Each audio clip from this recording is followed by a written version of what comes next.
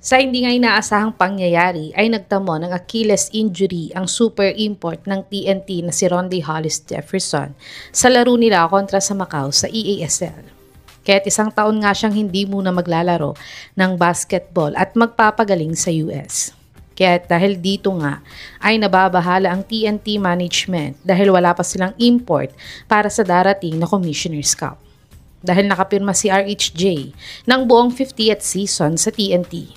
Kaya't narito nga ang mga possible import na maaaring ipalit kay RHJ sa Commissioner's Cup. Top 5, Darius Days. Si Days nga yung original import ng TNT para sa PBA 49th Governor's Cup. Pero dahil naging available na nga ang resident import nilang si RHJ, kaya't siya na ang pinili nila. At dito nga ay di naman sila nagkamali dahil nabigyan sila ni RHJ ng back-to-back championship last PBA 49th season. Ngunit dahil dito naman ay hindi na ipakita ni Days kung gaano nga ba siya kagaling na import sa PBA.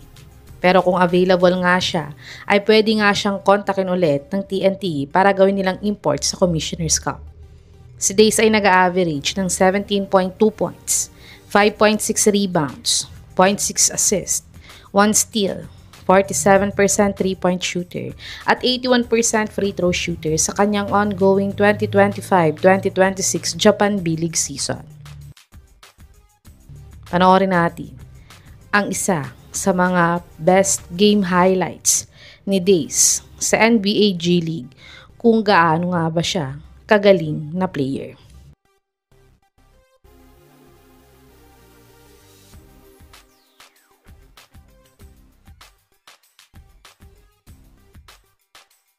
Top 4, Thomas Robinson. Si Robinson nga ay former import ng sister team ng TNT na NLEX Road Warriors.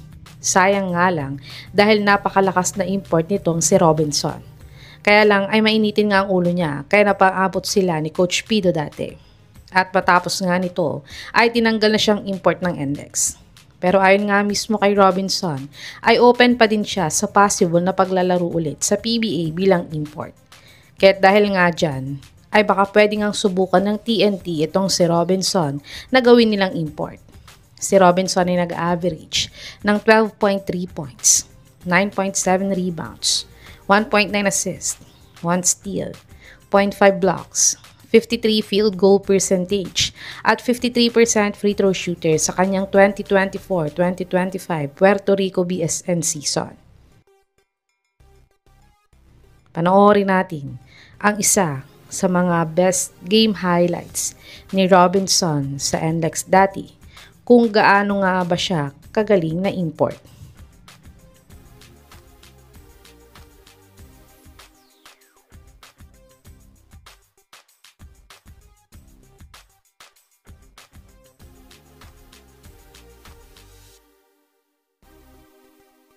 Top 3, Ralir Hollis Jefferson.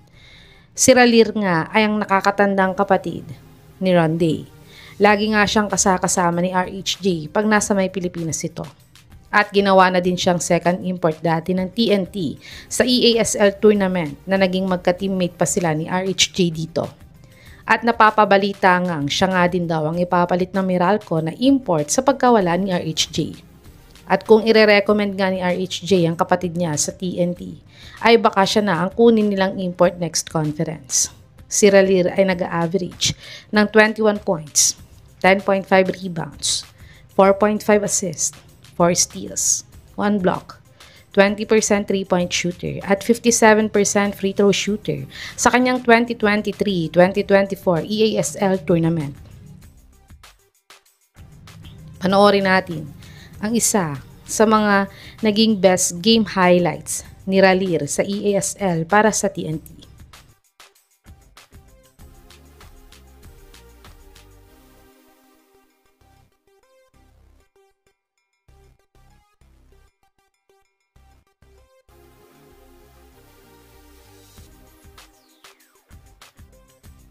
Top 2, Dwight Howard. Si Howard nga isa sa mga ex-NBA player na gustong-gustong maglaro sa PBA bilang import. Dahil naglaro na din naman si Superman para sa Pilipinas ng isang beses sa Strong Group Athletics. Pero hindi nga sila nag-champion sa Dubai Tournament kahit na loaded ang lineup nila dahil wala nga silang pure point guard sa team nila dati. Pero ang tinatarget talaga ni Superman ay makapaglaro siya sa PBA kaya't pabalik-balik nga siya sa Pilipinas. At dito nga ay pwede siyang i-consider ng TNT na gawin nilang import next conference. Si Howard ay nag-average ng 17.5 points, 10.5 rebounds, 1.1 assists, 2.6 blocks, 60 field goal percentage at 55% free throw shooter sa kanyang 33rd Dubai Championship Tournament. Panoorin natin ang mga best game highlights ni Superman sa Dubai Tournament na ito.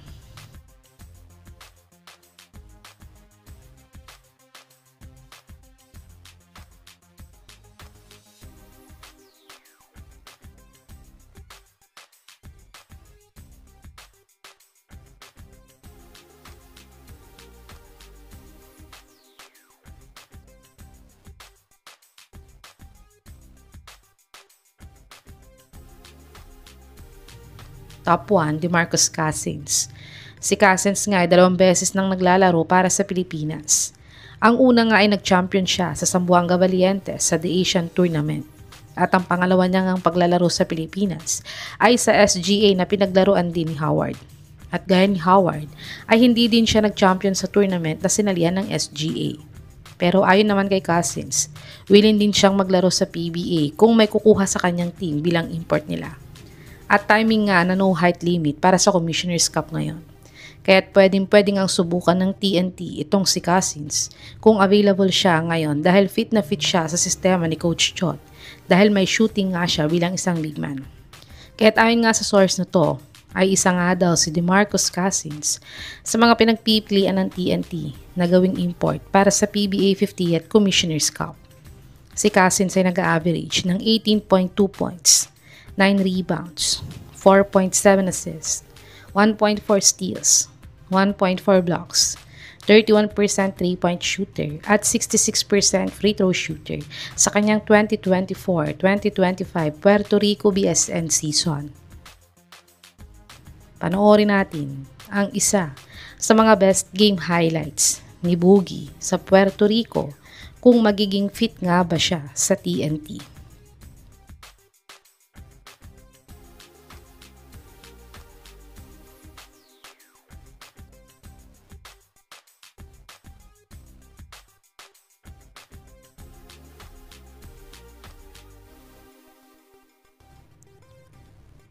Ito ang mga top imports na maaaring pagpilian ng TNT na ipapalit nila kay RHJ sa Commissioner's Cup.